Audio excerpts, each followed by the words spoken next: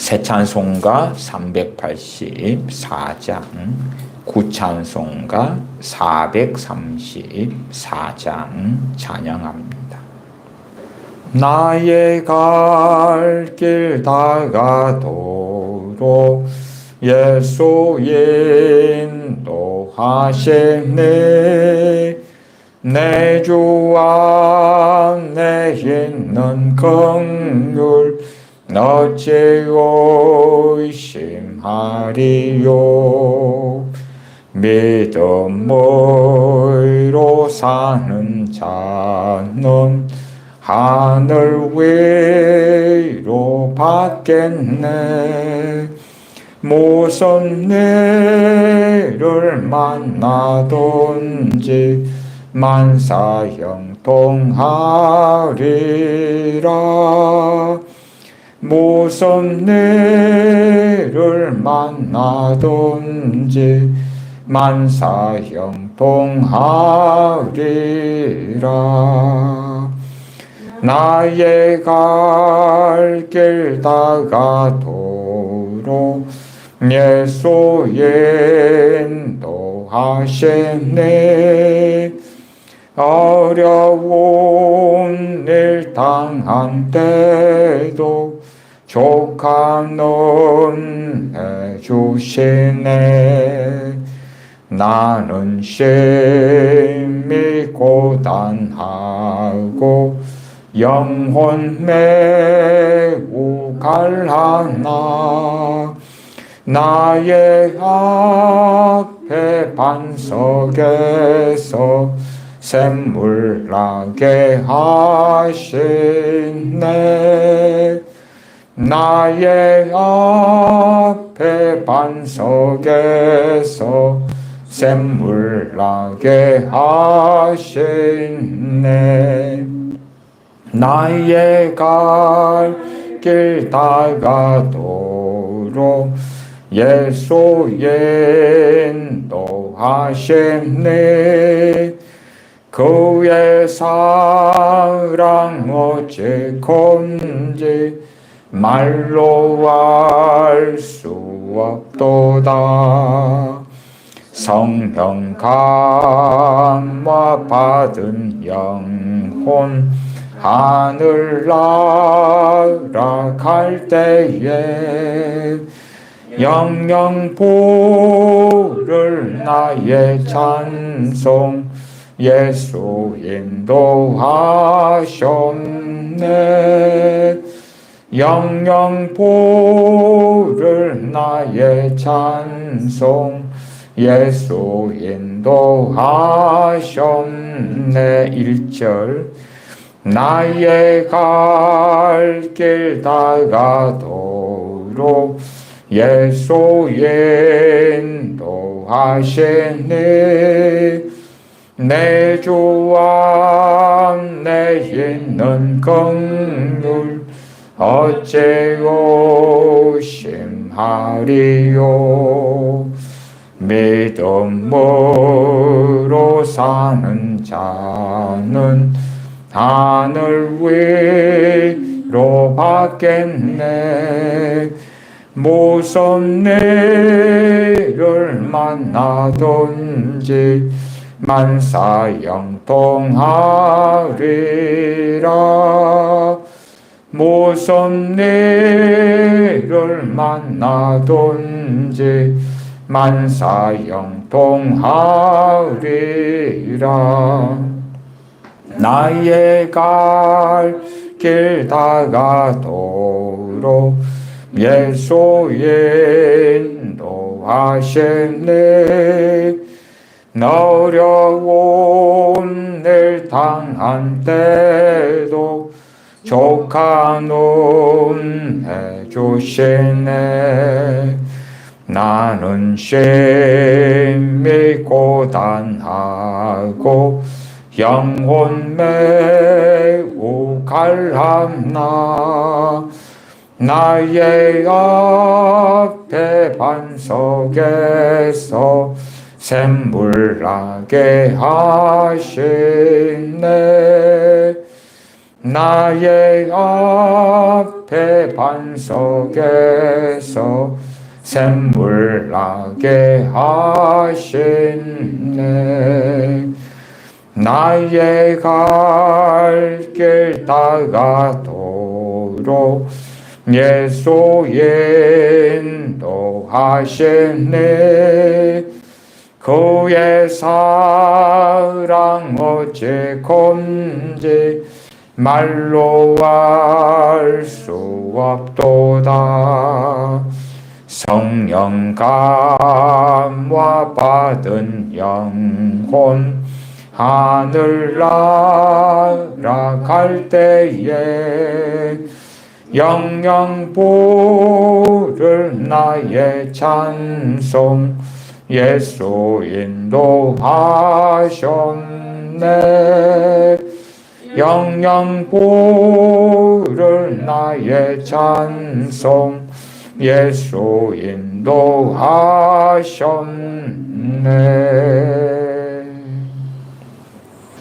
나의 갈 길 다 가도록 이 찬송가는 환희 크로스비 여사가 작사한 곡입니다.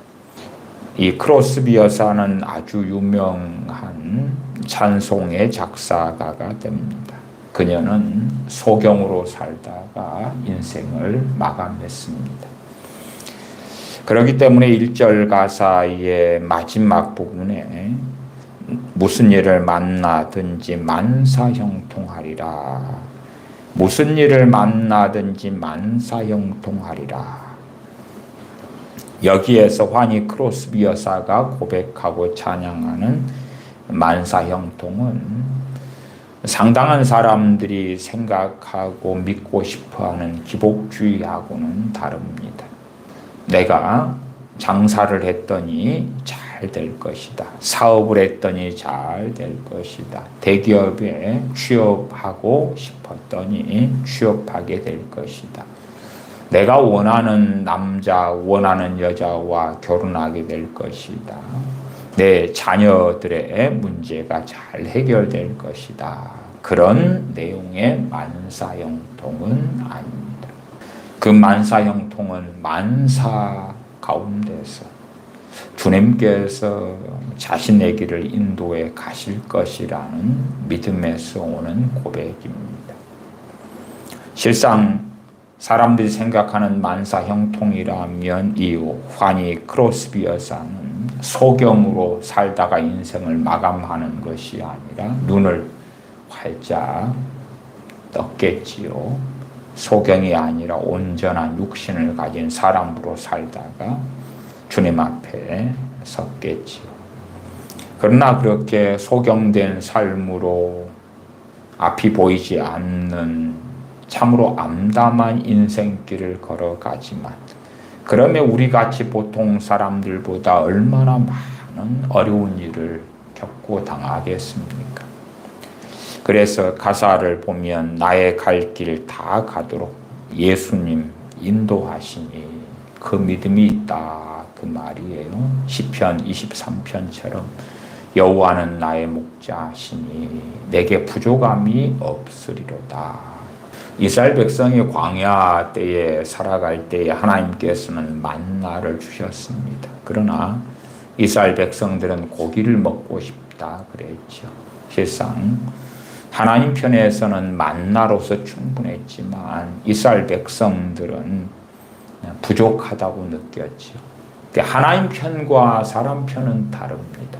하나님 편과 사람 편은 달라요. 하나님께서는 이스라엘 백성의 광야 때에 만나가 끊어지지 않게 하셨고 안식일 때는 쉬게 하셨기 때문에 금요일 날 되면은 이틀분을 수확할 수 있게 하셨고 그리고 매일 만나를 내리셨습니다.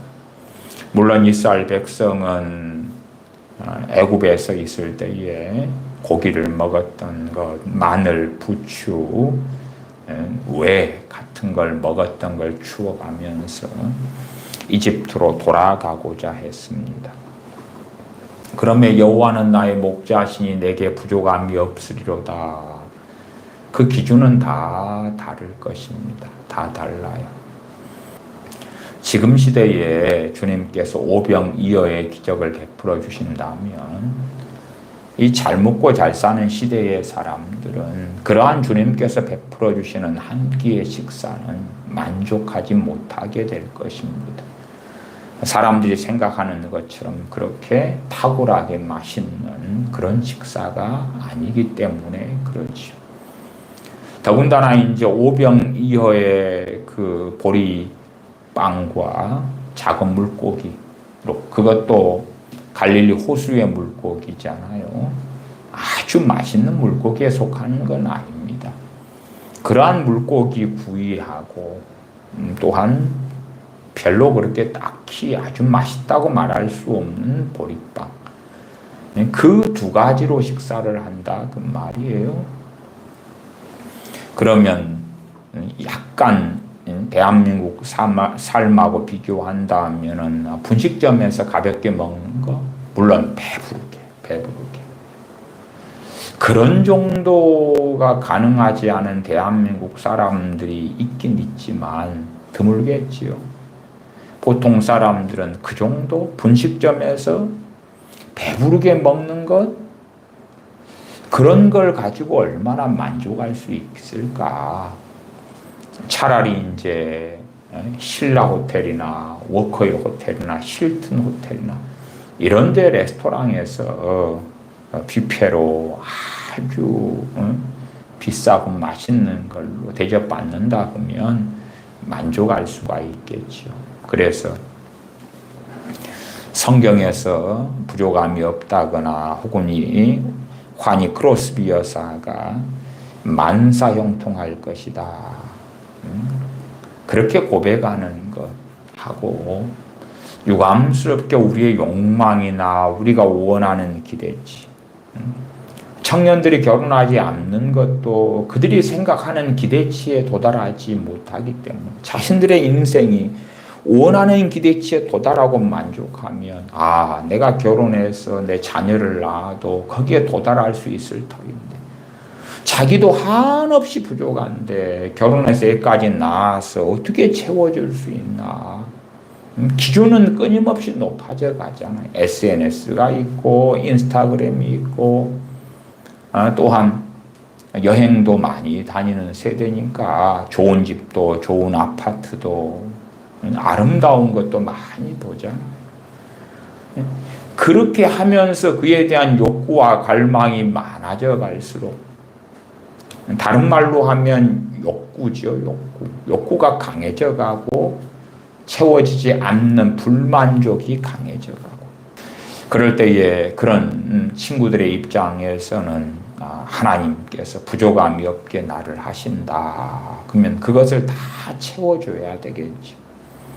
이스라엘 백성들도 광야에서 원하는 갈망이 있었어요. 근데 문제는 하나님께서는 때로는 물 없는 곳으로 데려가시기도 했고, 그래서 목말라서 고통하는 때도 보내고, 또한 먹을 것은 아무리 맛있는 거라도 며칠 먹으면 물리기도 할 거 아닙니까? 그런데 그러한 만나를 40년 동안 거침없이, 만나만이 아니라 어느 때는 과일을, 어느 때는 채소를, 어느 때는 소고기를, 양고기를, 닭고기를 종류별로 막 주시면 얼마나 좋겠습니까?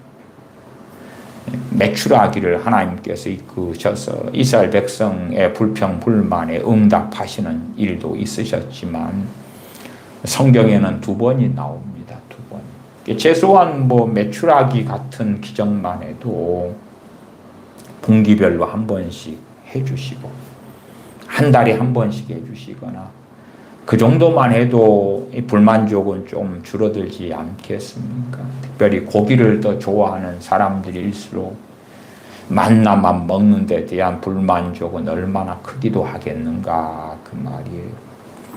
그래서 이러한 나의 갈 길 다가도록 찬양을 부르거나 시편 23편에 여호와는 나의 목자시니 내게 부족함이 없으리로다, 그렇게 다윗의 시편에 고백하고 그 믿음의 고백으로 나아갈 때에 사람들마다 해석하고 이해하고 생각하는 것은 유감스럽게도 다르다 하는 것이죠. 그래서 혹여 나의 갈 길 다가도록 하는 환희 크로스비 여사의 이 찬양 가사에 있어서 우리가 부르긴 하지만은 오해할 수 있기 때문에 제가 설명을 좀 하는 것입니다. 가사를 전체적으로 읽어봐 보십시다. 나의 갈 길 다가도록 예수님 인도하시니 내 주 안에 있는 긍휼 어찌 의심하리요. 믿음으로 사는 자는 하늘 위로 받겠네. 무엇으로 사는 자 이야기를 합니까? 믿음으로 사는 자 이야기를 합니다. 자, 환경이 먼저겠습니까? 믿음이 먼저겠습니까? 사람들은 평안해지고 돈이 많아지고 건강해지고 잘되고 그러면 믿습니다. 그러려고 합니다. 그러니까 항상 표적과 기적을 먼저 바라기도 하지요. 또한 기도에 있어서도 내가 기도를 했다. 하나님은 응답해 주셨다. 이루어진 걸 본 다음에 믿습니다. 감사합니다. 그러나 그것은 사실은 믿음하고 상관이 없죠. 믿음이란 보지 못하는 것들의 증거가 되어지기 때문에 있지 아니할 때에 없을 때에 믿는 것이죠. 물론 없는 것이 이루어지고 채워지고 있어지기를 바랄 때에 저는 앞에 말씀을 드렸습니다. 각자의 욕심이 다르고 각자의 부족함의 기준이 틀리다. 어떠한 기준은 하나님의 기준에 부합되는 게 있고 어떤 것은 부합되지 않는다. 그 말이에요. 주님께서 벳세다 들판에서 이 백성들의 오병이어의 기적을 통하여 먹이셨을 때에 그때의 사람들은 대부분 다 가난한 사람들이었기 때문에 오병이어를 통한 보잘것없는 서민의 배부른 식사에 만족을 했지만 그러나 그러한 서민들이 아니고서야 어떻게 만족할 수 있겠는가? 왜요? 밥 먹는 것도 기준이 다를 것 아닙니까? 달라요.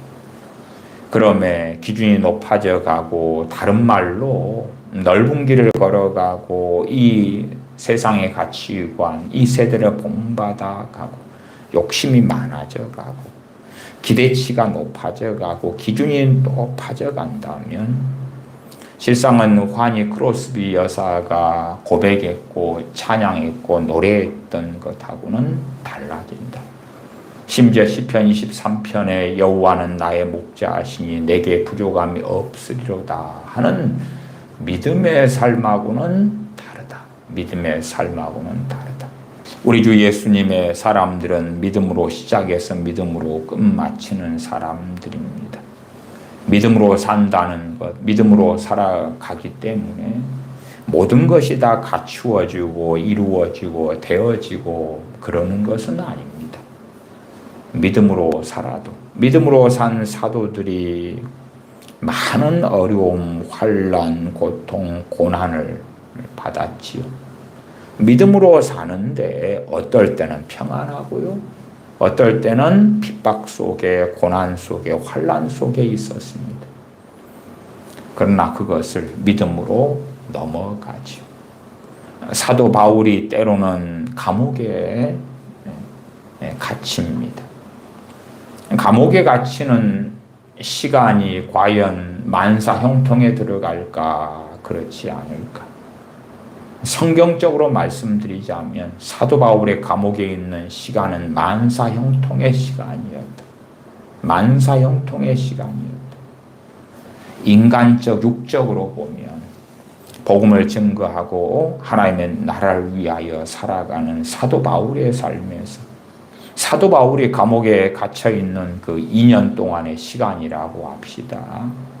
3차 전도행을 마치고 예루살렘에 와서 감옥에 들어가는데 거기에서 잡혀서 감옥에 갇히는데 그 시간 동안이면 얼마나 많은 전도를 할 수 있고 얼마나 많은 복음 전파를 통해 교회를 세울 수가 있겠는가. 얼마나 많은 사람들의 믿음을 성장시킬 수가 있겠는가.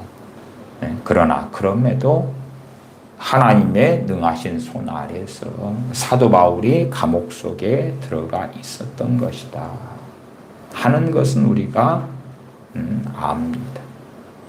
그렇기 때문에 하나님 앞에서는 사도 바울이 감옥에 있는 시간도 실상은 만사형통의 시간이었다. 이러한 만사형통에 대해서도 관점이 틀리고 이해가 틀린 거죠. 우리가 생각하는 만사형통은 문제가 있으면 그냥 해결되고 어려움이 있으면 풀리고 그러한 것이 우리가 원하고 기대하는 것일지 몰라도 성경에서의 개념이나 뜻은 그렇지 않다. 어떠한 어려움의 자리에서라도 하나님께서 인도해 가신다. 광야 이스라엘 백성의 밤에는 불기둥으로 낮에는 구름기둥으로 하나님께서 인도하셨죠.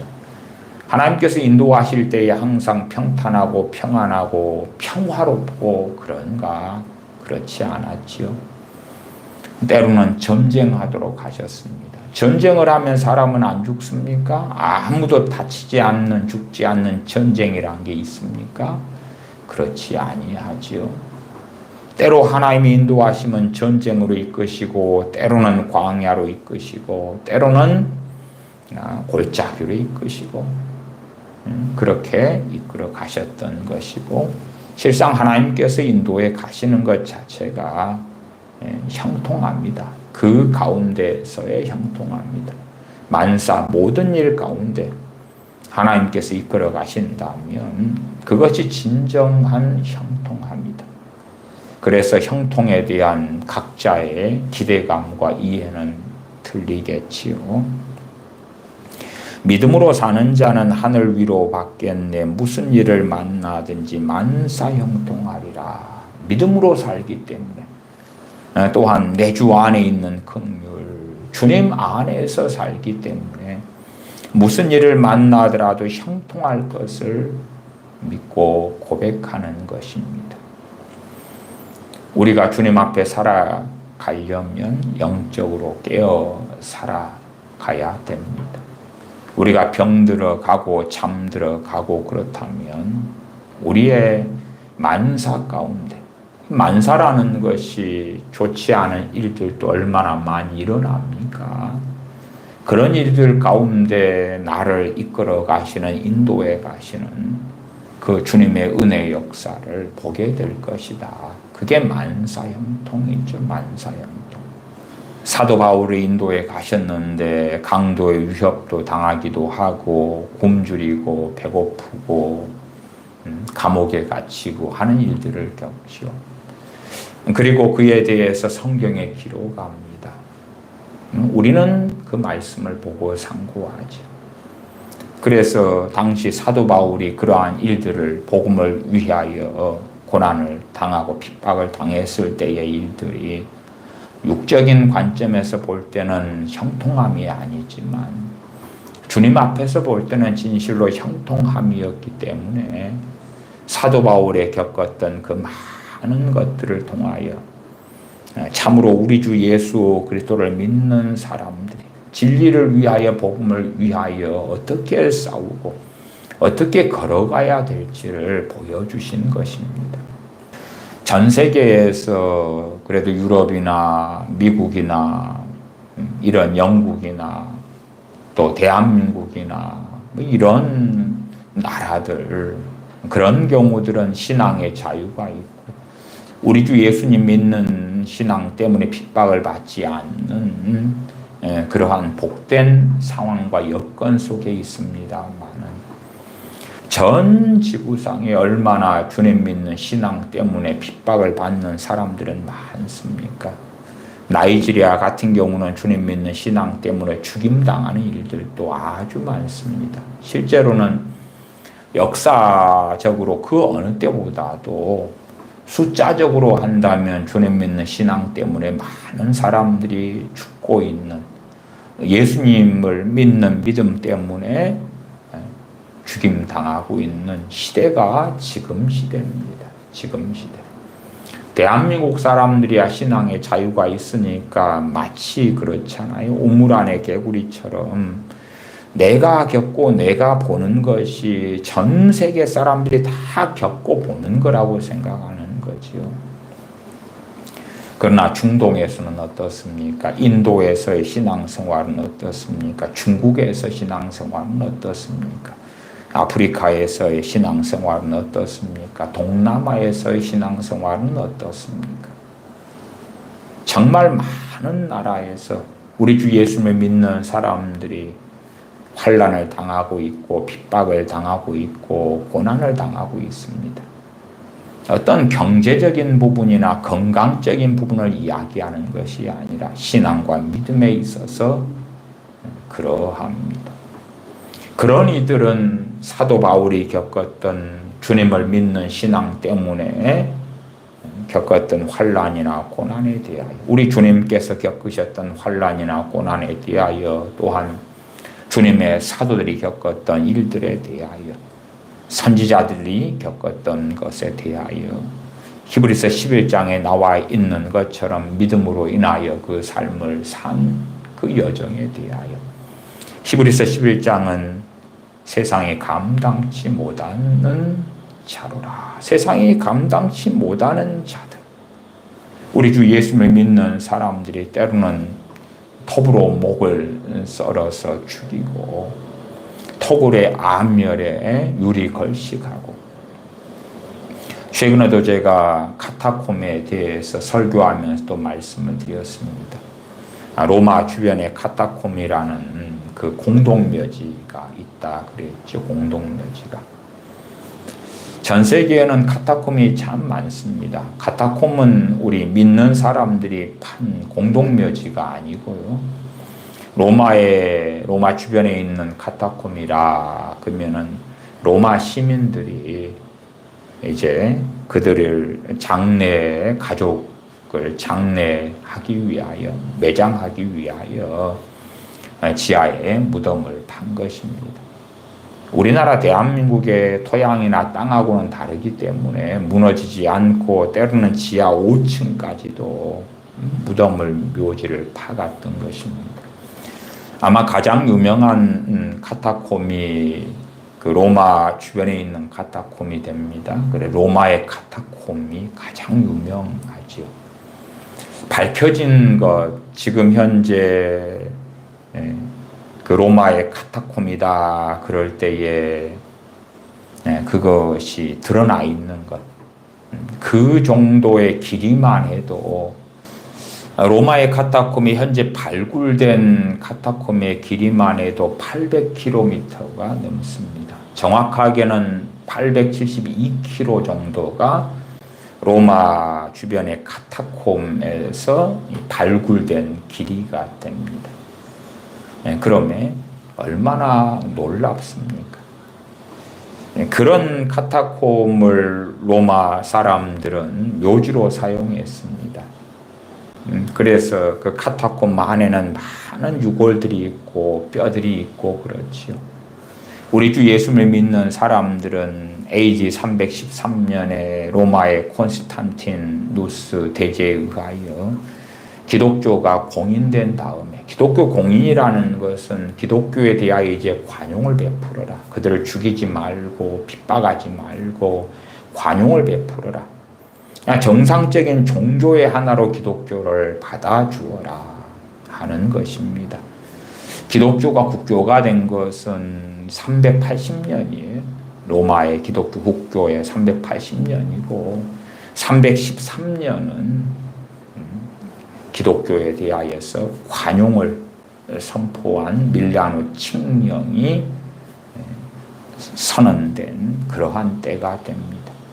그래서 상당히 많은 경우에 이제 국가적 차원에서는 기독교에 대한 핍박이 멈춘 것이지요.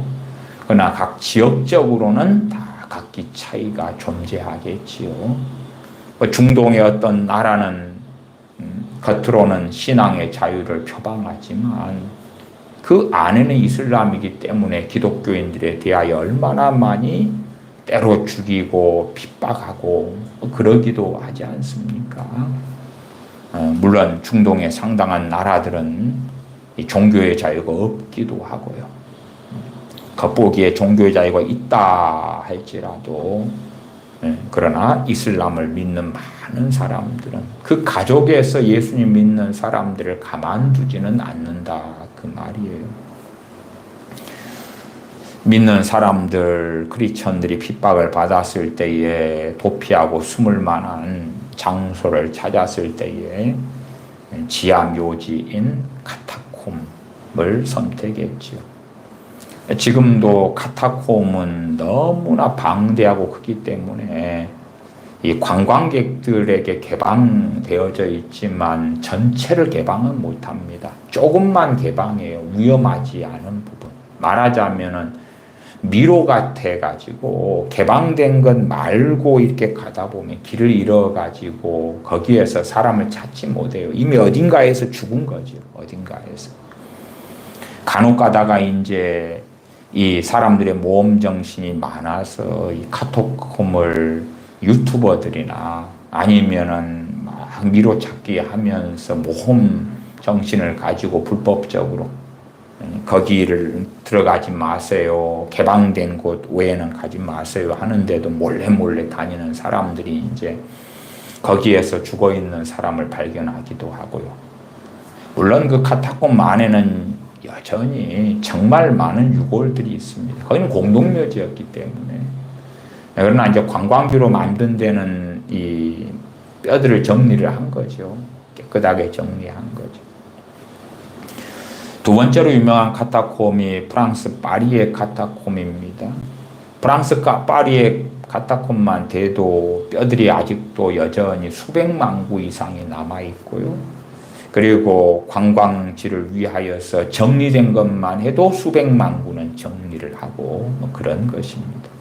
그런데 이제 기독교인들이 숨어서 예배도 드리고 그렇게 숨어서 살기도 했지요.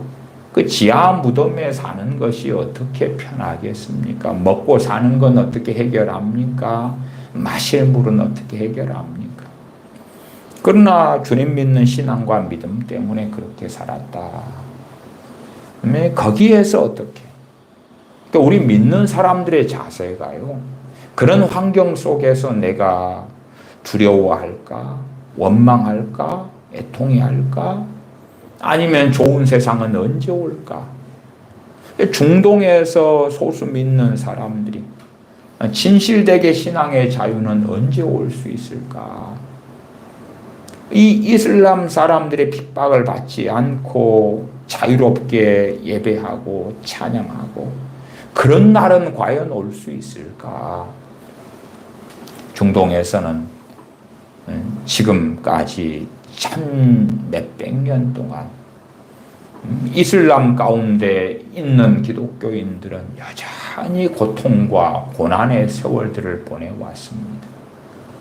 또한 중동에서 예수님 믿는 사람들에 대하여 우호적으로 하고 신앙의 자유를 주고 과연 그럴 가능성이 있을까 할 때에 전혀 그렇지 않다는 것을 압니다.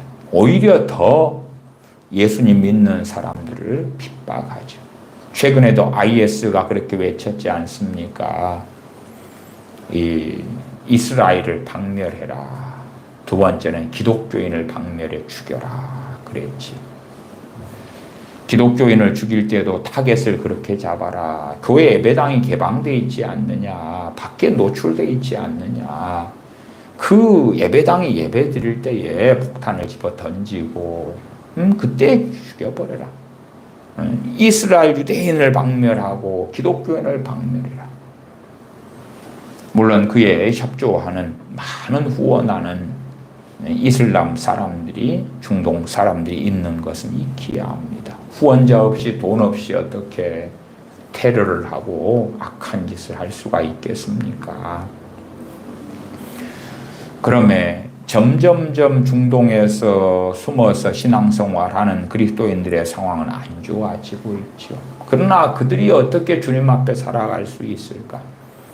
원망으로, 한탄으로, 슬픔으로, 두려움으로, 절망으로, 아니면 신사도 같은 사람들이 이야기하는 항상 곧 좋아질 거야, 곧 부흥이 올 거야, 곧 돈이 어마어마하게 들어올 거야, 전 세계의 돈이 기독교인들에게 다 들어올 거야, 멋지게 가정도 변화될 거고, 가정 안에 남편 아내 참 고통을 내게 줘, 자식들 부모 형제가 내게 고통을 줘. 근데 그런 게 없어질 거야. 전부 다 문제 있는 남편 아내 부모 형제 자식이 다 아름답게 변할 거야. 7대 영역의 변혁 가운데 하나님 가정의 변화, 교육이 변할 거야. 미디어가 변할 거야. 종교가 변할 거야. 교회도 잠들어 있거나 막 시기 질투하거나 싸우거나 그런 게 전혀 없어질 거야. 다 사랑으로 가득하게 변할 거야. 등등등의 그 가문이서. 그러니까 그런 세상을 기다리면서 이제 올해는 이루어질까, 내년은 이루어질까 그러고 있는 거죠. 진사도 운동의 태동이 1990년 중반부터 쭉 되어졌다가 본격적으로 2000년부터 피터 와그너 교수와 그와 함께한 사람들과 시작을 했지요. 그리고 전 지구적으로 좋은 세상이 올 거야 외쳤는데 과연 최소한 2000년부터 올해 2024년까지 그래 왔는가? 전혀 그러지 않습니다. 예수님 믿는 사람들이 처처해서 죽임당하고 있고 그 숫자는 더 증가돼 가고 있습니다. 정말 더 아름다운 세상이 올 것인가? 전혀 그렇지 않습니다. 오히려 더 암담한 세상으로 변하기도 쉽습니다. 중동에서 혹은 북한의 지하교회 교인들이 또한 최근에 중국에서도 기독교인을 핍박하는 새로운 법안이 만들어지고 그래서 믿는 기독교인들은 더 큰 고통 속에 들어가게 되기도 했습니다. 중국에서 진실하게 주님 믿고 따르는 그리스도인들 그들에게도 핍박이 또한 있고 인도는 어떻습니까? 그러면 과연 그런 사람들은 어찌 살아야 될까요? 로마의 기독교에 대한 핍박의 때에 카타콤 같은 데 숨어서 산 사람들은 어찌 살아야 됐을까요? 거기에서 지하에 있는 공동묘지에서 햇볕도 제대로 보지 못하고 숨어서 예배하고 신앙 때문에 자유도 없고 거기에서 어떻게 살아야 됐을까요? 그렇게 로마의 카타콤이다 그러면 872km가 되니까 로마 군인들이 잡으러 오지도 못해요. 잡으러 왔다가 길을 잊어먹고 아니면 기독교인을 쫓아왔는데 미로처럼 돼 있으니까 기독교인이 도망갈 수 있겠지. 도망갔다가 기독교인이 잘못하면 자기도 길을 잃어먹어. 그렇죠? 그러면 거기서 미아가 돼서 굶어 죽지요. 목말라 죽지요. 로마 군인도 그러겠지. 못 잡아요. 그래서 믿는 사람들은 거기에 자기들만이 아는 표시를 해서 그때 사용됐던 게 익투스, 물고기 표시 있죠? 기독교 크리스천을 가리키는 익투스 표시를 해서 사용하고 그랬죠. 들키지 않을 만한 너무나 방대하고 큰 지하의 공동묘지이기 때문에 물론 또 거기서 필요하면 땅을 더 받겠지요. 우리나라의 땅하고는 틀려요. 우리나라의 땅을 그렇게 그냥 철근 콘크리트 없이 막 파댄다 그러면 아마 주저앉고 무너져 버리겠지요. 그러나 그런 데는 그 땅이 여건이 되니까 지하 5층까지도 순수하게 계단 같은 걸 만들어 가면서 파가지고 통로 만들고 그다음에 사람의 시신을 벽에다가 구멍을 뚫어 가지고 집어넣고 흙이나 벽돌 같은 걸로 막고 그런 식으로 해서 공동묘지로 삼았다 그런 말이에요. 그런 데서 신앙생활했던 우리 믿는 사람들 카타콤에 소위 순교자들. 죽을 때까지 많은 경우는 지금 같은 좋은 세상을 보지 못했습니다. 역사적으로 너무나 많은 시대 동안에 우리 그리스도인들은 핍박을 받았고 고통을 받아왔습니다. 극단적으로는 영국에서는 비국교도로서 핍박을 받아서 아예 영국을 떠나기도 했죠. 청교도들이. 그래서 신대륙에 와서 거기에서 정착하고 하나님을 섬겼죠. 과연 그러면은 신대륙에 왔을 때는 그때는 평안의 시대였습니까? 소위 이제 뭐 미국의 텍사스라고 합시다. 텍사스에 총싸움 하잖아요. 권총잡이 영화들 얼마나 많습니까? 광야의 겉맨 막 그런 거. 무슨 말이냐 그러면 치안이 그렇게 좋지 않았다 그 말이죠. 그런 데서 정착하고 자리 잡고 교회 예배당을 세우고 농사를 짓고 짐승을 키우고 살았다 그 말이죠. 그 불안한 치안이지만 그 어려움에 시대를 살아갔지만 그러나 영국에서 핍박받으면서 제대로 신앙생활을 못하는 것보다는 100배가 더 나으니까 그 어려움에 딛고 일어나서 가을에 추수하게 되니까 그때의 땡스기빙 데이, 추수감사절로 하나님께 감사로 예배를 드렸죠. 감사로 찬양을 했고 그러하죠. 그래서 우리나라도 그러한 추수감사절을 같이 미국 등의 선교사님들의 영향을 받아서 계속하여 그렇게 추수감사절 등으로 보내기도 하죠. 그러지 모든 것이 잘 되기 때문에 그러기 때문에 감사하라는 것은 전혀 성경이 말씀하는 것은 아닙니다. 2절 나의 갈 길 다가도록 예수님 인도하시니 어려운 일 당한 때도 족한 은혜 주시네. 족한 은혜 주신다. 엘리야 선지자가 도망 다니고 있을 때에 그리시네가에서 까마귀가 물어다주는 고기를 먹고 살았죠. 아마 지금은 위생이 너무 좋지 않다. 그렇게 알고 까마귀가 우리에게 고기를 물어다 준다면 우리는 과연 그 고기를 먹을 것인가? 그냥 까마귀도 아니고 개가 입으로 물고 가다가 있는 그것을 우리가 주워 먹을 것인가? 사람들은 어떤 환상 때문에 까마귀가 엘리야 선지자에게 먹을 것을 갖다 준 것을 생각할 때에 그냥 그런 거 있잖아요. 동화책에 나오는 것처럼 그 깨끗한 음식 바구니를 까마귀가 물어. 그래가지고 쫙 배달을 해주는 거예요.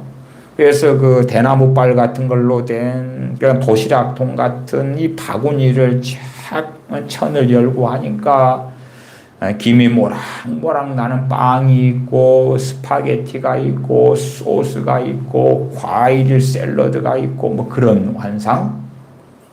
전혀 그렇지 않지요. 엘리야 선지자에게 하나님께서는 그 정도로 족한 은혜를 주셨다. 까마귀가 물어다가 주는 것. 그렇게 하나님 앞에서 살아가는 것. 그것이 뭐냐 그러면 어려운 일 당한 때도 족한 은혜 주시네 하는 것입니다. 하나님께서 우리에게 족한 은혜를 주셔도 우리는 얼마든지 불만족할 수 있다 그 말이에요. 왜? 기준이 다르니까. 이 세대를 본받아 살아가면 더 원하니까. 그러나 당연하게 성경에서 족한 줄로 알아라. 자족하는 것, 만족하는 것, 지족하는 것을 배워라. 하는 그 만족에 있어서는 실상 우리 기준은 아닙니다. 하나님 기준이죠. 그리고 이 땅에서는 우리가 생각하는 것보다 하나님의 기준이 많이 낮다. 그래서 앞에 제가 만나 이야기를 하는 거고 또 주님께서 이렇게 기도하라 그러시면서 중간에는 뭐가 나옵니까? 일용할 양식을 구하는 기도가 나오지. 오늘, today, 혹은 this day, 오늘 일용할 양식을 우리에게 주옵시고. 하나님의 기준은 그래요. 근데 우리는 오늘 우리에게 앞으로 1년 먹을 양식을 주옵시고. 그러나 양식은 밥만 먹고 살 수 있나요? 못 그러죠. 그것 외에 커피도 마셔야 되고 디저트도 먹어야 되고 과일도 먹어야 되고 어디 레스토랑에 가서 외식도 해야 되고. 그러니까 1년 먹을 일용할 양식 쌀, 옛날식으로 하면 쌀? 아니요. 그게 아니라 그냥 넉넉하게 이거저거 외식도 때마다 할 수 있는 것까지 해서 그런 식비 최소한 먹고만 살 수 있나요? 그러면 이제 집 문제, 입는 거. 그래도 우리들 대부분은 아마 죽을 때까지 입을 것은 가지고 있겠지요. 죽을 때까지 입을 옷은 있을 거 아니에요. 유행에 따른 그런 새 옷이 필요한 거지. 뭐 죽을 때까지 입을, 요즘에 옷은 잘 떨어지지도 않아요. 옛날이야 노동의 시대고 그러니까 옷도 잘 떨어지고 그렇습니다만은, 그러나 지금 시대에는 옷도 구멍도 잘 안 나요. 심지어 구멍 나서 입고 다녀도 또 저건 또 다른 패션인갑다 뭐 그러기도 할 거 아닙니까? 어쨌든 하나님의 기준과 우리의 기준은 달라. 그래서 우리의 기준을 이루어 달라고 하나님께 막 기도를 해요. 이게 제가 기도에 대한 시리즈로 설교를 30번 이상을 최근에 많이 했습니다만은, 실제로는 기도의 메커니즘을 설명을 드려도 그런 하나님의 기준에 따른 응답을 이야기하려고 이제 애를 썼던 것이고, 또한 그냥 기도하면 응답해, 기도하면 들어주셔 하는 단순한 이야기가 아니라 정말 하나님께서 기도에 대해 말씀하시는 그 뜻은 무엇인가 하는 것을 제대로 살피고자 함이 기도했지. 우리는 우리의 기준에 따라서 하나님께 기도하고 구해요. 우리가 원하는 만족, 우리가 생각하는 채워지는 것. 실상은 선지자들이 누렸던 것, 받았던 것은 엘리야 선지자 기준으로 한다 해도 더 충분히 낮으면 낮았다. 그렇게도 말씀을 드리는 거예요. 그러니까 우리는 오늘 우리에게 일용할 양식을 주옵소서가 아니라 그래도 한 5년 쓸 거 있어야 되지 않을까요? 10년 쓸 거 있어야 되지 않을까요? 건강도 언제까지의 건강을 원합니까? 죽을 때까지지. 죽을 때까지. 물론 그러면 복되고 좋지요. 복되고 좋지. 문제는 채워지든 안 채워지든 미래에 대한 불안감이 있고 암담함이 있을 때에 우리의 마음 안에는 염려가 차고 절망이 차고 낙심이 차고 불안, 장래에 대한 불안이 차고 뱃속에 그게 차면 믿음으로 살 수 있어요? 없어요? 믿음으로 살 수가 없지. 어떻게 믿음으로 삽니까? 믿음으로 사는 삶이 가능해지지 않는 거예요. 내 안에 불안이 차고 두려움이 차고 염려가 차고 낙심이 차고 근심이 차고 그럴 때에 자, 우리가 찬양한다고 합시다. 그러면 정말로 하나님께서 받으실 찬양을 드릴 수 있어요? 없어요? 없어요. 그건 없어. 아마 찬양한다면 외식 가운데 찬양하게 될 거예요. 가식, 외식, 겉사람으로서의 찬양이지 중심에서 나오는 찬양은 아닐 거예요. 왜? 중심 안에는 이미 다른 것들이 자리 잡고 있잖아요. 불안이 자리 잡고 있고 초조가, 낙심이, 좌절이.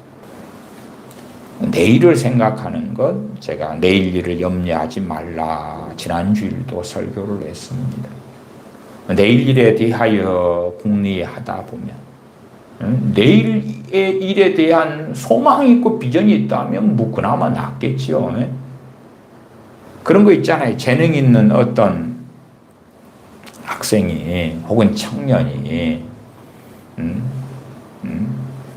그 뭐 시나리오다 그러면 시나리오 공모전 그런 거 있다 그래요. 그러면 다 시나리오를 썼어요. 공모전에 출품했어. 그리고 이제 발표 날을 두근두근 대상을 탈 수 있을까? 최우수상, 우수상 막 두근두근해. 미래에 대한 근심이 아니겠지요. 기대감을 가지고 시나리오 공모전에 당선되는 것이 발표되는 걸 막 기다리고 있겠지만 그런 게 아니다면 내가 내일을 향하여 내년을 생각하고 올해를 생각할 때에 그것이 뭐가 돼요? 죄가 돼요. 죄가 되는 거예요. 정상적인 계획하고 근심은 다른 건데 그러나 우리는 그런 것을 잘 구분하지 못해요. 그래서 그렇게 사는 사람들은 우리 그리스도인이라도 믿음으로 사는 삶을 살지 못해요. 2절 봐보십시다. 나의 갈 길 다가도록 예수님 인도하시니 어려운 일 당한 때도 족한 은혜 주시네. 나는 심히 고단하고 영혼 매우 갈하나 나의 앞에 반석에서 샘물 나게 하시네. 나는 심히 고단하고 영혼 매우 갈하나.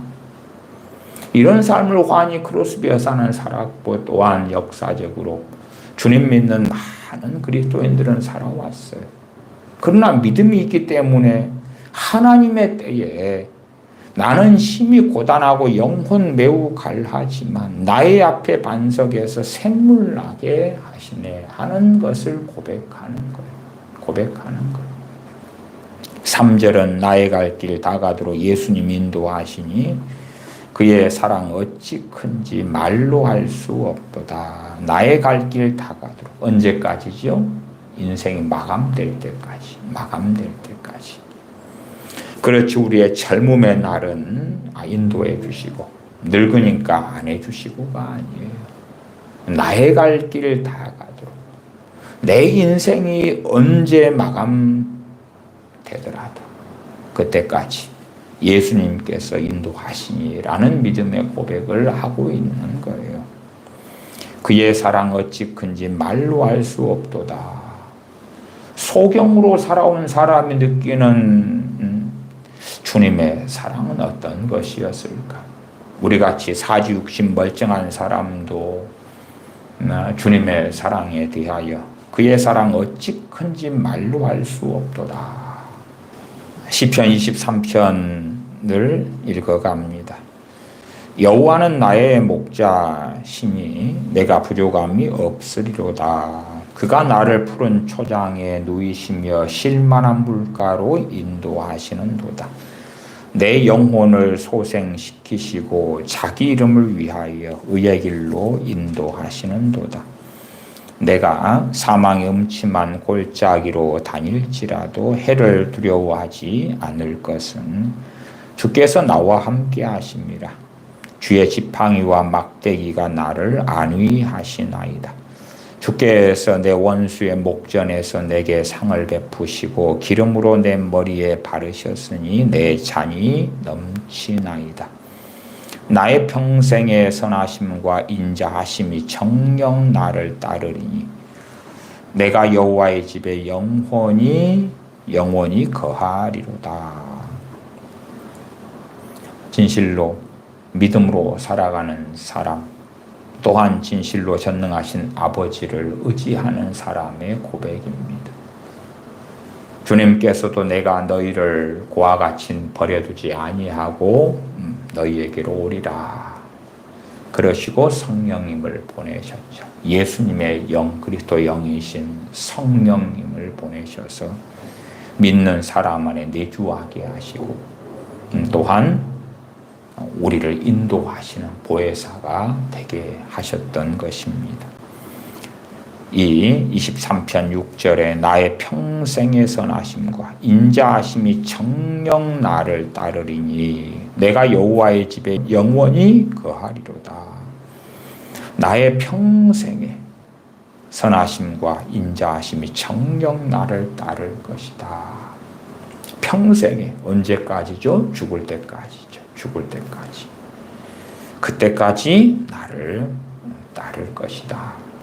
믿음으로 살기 때문에 감사하며 찬양하는 것입니다. 이 시편만 해도 감사하라는 말씀만 한 제가 대충 세어보니까 74번 정도 나오더라고요. 뭐 성경 전체적으로는 감사에 대한 말씀들이 한 200번 가까이 나옵니다. 제가 세어봤을 때는 176번인가 나오더라고요. 시편만 감사라는 말씀이 한 74번 정도. 그러면 우리는 그 명령에 얼마나 순종해야 되겠는가. 또한 시편에는 감사와 찬양을 뗄래야 뗄 수 없는 것을 한 문구로 놔둡니다. 당연하지요.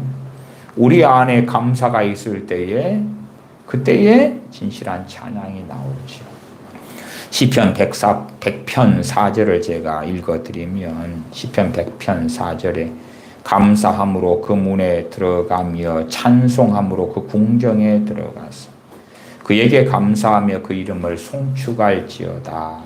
송축이라는 단어가 다소 어려울 수 있습니다. 그래서 요즘에 번역된 성경들은 찬송할지어다 찬송으로 바꿔서 번역하기도 합니다.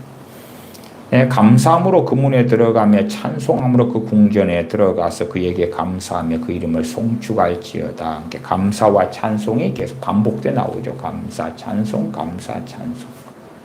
감사 없는 찬송은 진짜 찬송이 아닌 거예요. 감사와 찬송은 함께 가는 거죠. 함께.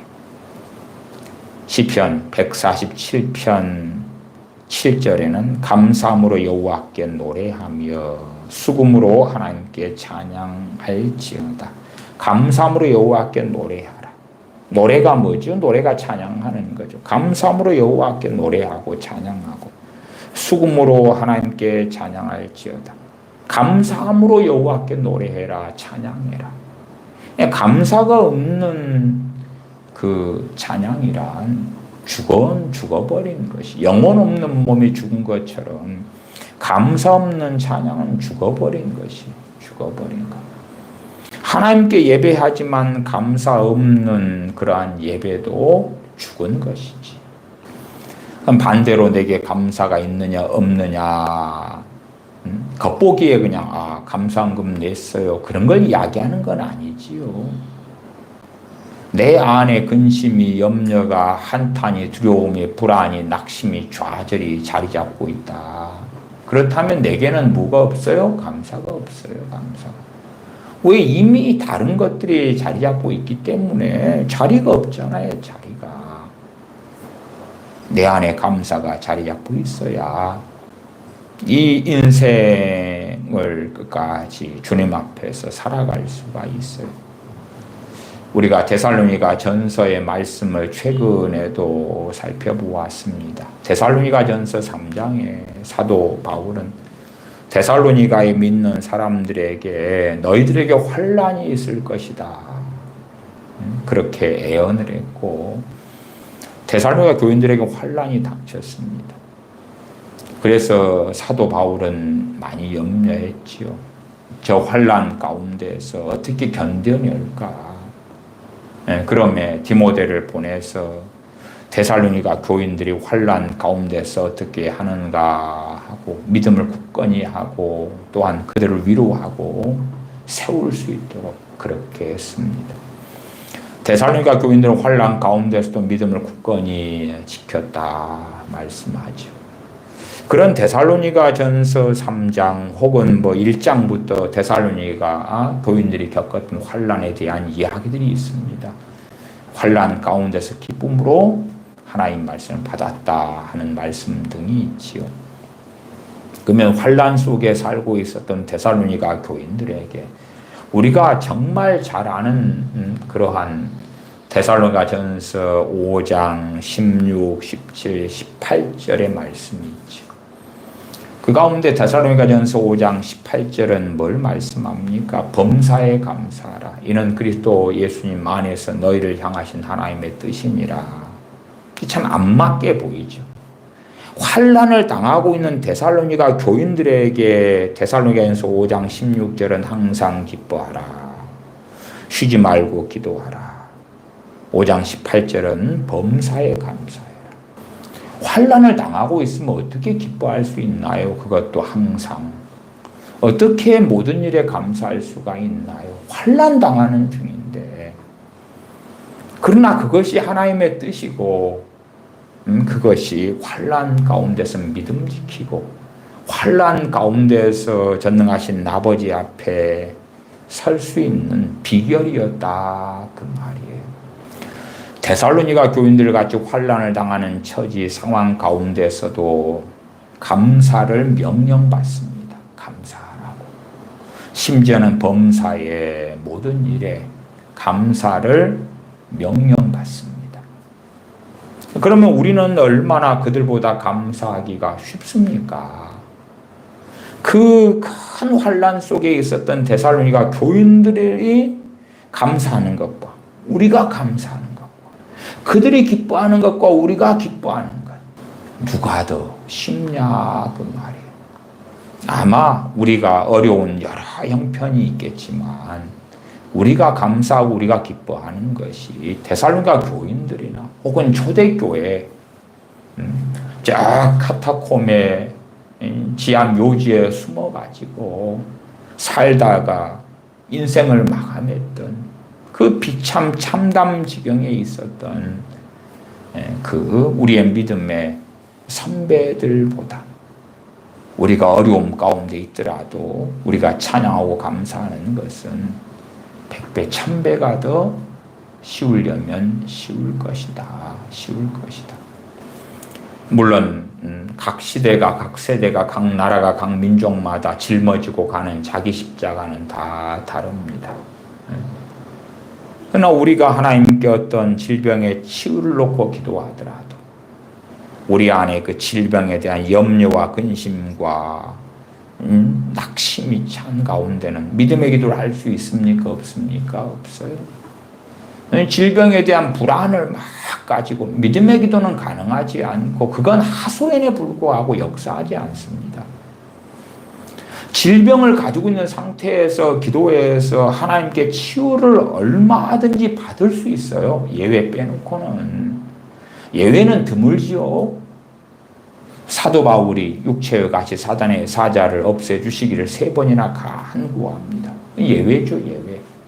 디모데 같은 주의 종이 자주 나는 병과 비위, 위장병도 가지고 있어서 예외에 가까워요, 예외. 우리 믿는 사람들이 우리의 질병을 가지고 하나님께 나아갈 수 있어요. 치유를 구할 수 있어요. 근데 하나님의 살아계심을, 하나님의 치유의 기적과 역사를 보려면 우리 안에 감사가 차야 돼. 감사가 차야 돼. 시편 50편 23절을 제가 읽어드리면 감사로 제사를 드리는 자가 나를 영화롭게 하나니. 감사로 제사를 드리는 자가. 제사는 지금으로 하면 예배로 바꿀 수가 있겠지요. 감사로. 예배의 구성 요건이 뭐예요? 기도도 있고 찬양도 있고 말씀도 있고 그렇죠. 때론 헌금도 있고. 정말 감사함으로 제사하느냐, 감사함으로 예배하느냐, 감사함으로 찬양하느냐. 뱃속 안에 감사가 없다면 이미 다른 것들이 그 안에 들어가 있단 말이에요. 들어가 있어. 그러면 그 사람의 찬양도 하나님께서 받으실 수 없는 찬양이 되는 것입니다. 데살로니가 교인들이 환난 가운데 승리했던 비결로서 사도 바울은 그들에게 성령의 감동으로 알려주고 있는 거예요. 범사에 감사해라. 범사에 감사해라. 극단적으로 데살로니가 교인들이 감사한다 해서 환난이 그냥 끝날까요? 콘스탄티누스 대제에 의하여 기독교가 공인된 게 AD 313년이에요. 313년. 물론 지역마다 총독이나 로마의 권세자들마다 때마다 들쭉날쭉 더 너무 심하게 핍박하고 죽일 때도 있었고 약간은 좀 풀어줄 때도 있었고 이런 게 좀 차이가 있습니다만 그럼에도 전반적으로 믿는 사람들은 핍박을 극심하게 받아왔던 그러한 때들을 보냈다 그 말이에요. 거기에서 끝까지 주님 앞에 살아나가는 비결은 믿음 지키고 사는 비결은 5장 16절로 하면은 범사에 항상 기뻐하는 것. 그 다음에는 쉬지 말고 기도하는 것. 고난당하는 자들은 기도할지니라 말씀했던 것처럼 또한 데살로니가전서 5장 18절은 범사에 감사해라. 그건 하나님의 명령이죠. 명령. 실상 그렇게 믿음으로 사는 사람들이 고백하고 하나님 앞에 노래할 수 있는 것이 이러한 시편 23편의 다윗의 시에 나와 있는 이 말씀이 됩니다. 여호와는 나의 목자시니 내가 부족함이 없으리로다. 목자다. 그러면 우리는 양이다. 그 말이지요. 양이다. 우리는 하나님의 기르시는 양이다. 물론 그보다도 놀라운 진리가 있습니다. 여호와 하나님께서 우리의 아버지가 되시죠. 우리는 그의 자녀들이 되고 그러면 우리는 더 내게 부족함이 없으리로다 고백할 수 있습니다. 물론 거기에 부족함이라는 것은 우리가 생각하는 기준과 하나님의 기준은 다를 때는 많다. 그렇게는 말씀을 드렸지요. 그가 나를 푸른 초장에 누이시며 쉴만한 물가로 인도하시는 도다. 인도에 가시니까. 그러나 어느 때입니까? 하나님의 그 때지요. 하나님의 때. 우리의 때에 이루어지지 않으면 그러면 불평하고 원망하고 불신앙으로 가고 그럴 수 있습니다만은 우리가 원하는 때 이루어지지 않는다 할지라도 우리는 찬양하고 감사하고 기뻐하고 노래하고 그럴 때에 하나님의 때에 우리를 쉴만한 물가로 놓으실 것이다. 내 영혼을 소생시키시고 자기 이름을 위하여 의의 길로 인도하시는 도다. 세상의 영광의 길이 아니고 의의 길을 말씀하고 있는 거예요. 4절 내가 사망의 음침한 골짜기로 다닐지라도 그렇지 하나님의 자녀니까 하나님의 백성이니까 사망의 음침한 골짜기는 전혀 안 가고 항상 좋은 일 항상 멋진 일 그렇지는 않다. 우리의 신앙의 연단과 믿음의 연단 또한 우리가 주님을 닮기 위하여 또한 죄와 싸우기 위하여서는 때때로 고난이 필요하다는 것은 말씀을 통해서 우리가 압니다. 내가 사망의 음침한 골짜기로 다닐지라도 해를 두려워하지 않을 것은 주께서 나와 함께 하심이라. 주여 주여 한다고 주께서 함께 하신다. 그건 전혀 아니다고 말씀을 드렸지요. 믿음으로 살기 때문에 전능하신 하나님을 의지하고 의탁하기 때문에 또한 의의 길을 걷기를 원하기 때문에 그런 사람들은 당연하게 담대히 외칠 수 있죠. 하나님께서 우리를 위하시는데 누가 우리를 대적할 수 있겠는가? 외치죠. 믿음의 외침을 할 수 있고 그 담대함을 가지고 있겠지요. 또한 심지어는 5절에 주께서 내 원수의 목전에서 내게 상을 베푸시고 기름으로 내 머리에 바르셨으니 내 잔이 넘치나이다. 고백할 수 있겠죠. 나의 평생의 선하심과 인자하심이 정녕 나를 따르리니 내가 여호와의 집에 영원히 거하리로다. 믿음으로 사는 사람들 또한 믿음으로 살기 때문에 감사하는 거죠. 믿음으로 살기 때문에 감사함에서 나오는 찬양 노래를 하고 믿음으로 살기 때문에 뱃속 안에 자리 잡고 있는 그러한 염려를 회개하며 없애나가고 절망을 두려움을 탄식을 낙담을 더군다나 장래 미래에 대한 근심과 염려를 맡겨드리는 거죠. 내어드리는 거고, 우리는 오늘을 살면서 감사하고 찬양하고 노래하는 것이죠. 그때만이 깨어 살면서 성령님께서 이끌어 가시고 인도하시는 것을 누리고 그 길을 따라서 전능하신 아버지와 아들과 거룩하신 성령님을 영화롭게 할 수 있다. 기도하겠습니다. 우리는 완전 무결하게 완벽하게 모든 것이 갖춰져 있고 부족하지 않는 삶을 꿈꿉니다마는, 그러나 진실로 하나님의 많은 사람들, 믿음의 선진들이 세상적으로 물질적으로 부족한 가운데서라도 전혀 실상 그럼에도 부족하지 않은 삶을 살았던 것을 보며 무엇보다 하나님의 말씀에 따라 감사하며 찬양하라는 말씀을 들을지인데, 우리의 어려움 중에 낙심할 많은 자리 가운데서, 삶의 여러 어려움 가운데서라도 오히려 근심하고 염려하고 절망하기보다 감사하며 찬양하며 그러면서 하나님께 나아가는 복된 자녀들이 되게 하여 주시옵소서.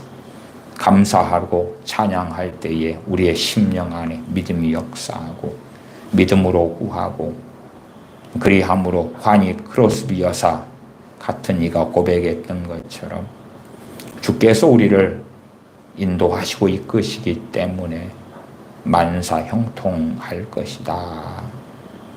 고백하는 그 믿음 가운데 서게 하여 주시옵소서. 우리 주 예수님의 이름으로 기도하옵나이다. 아멘. 축도하겠습니다.